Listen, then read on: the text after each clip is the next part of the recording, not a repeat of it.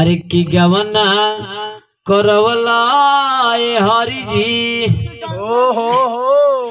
अरे की गवना करवला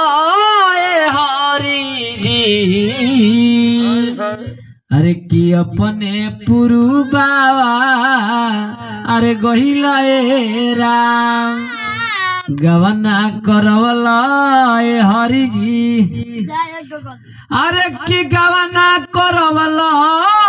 हरि जी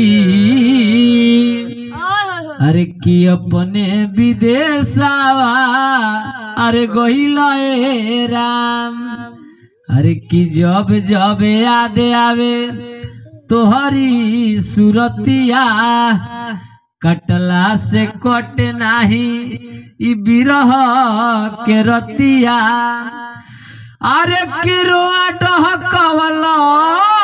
हरि जी रोआ डहकवला हरि जी अपने विदेशवा अरे गहिला राम।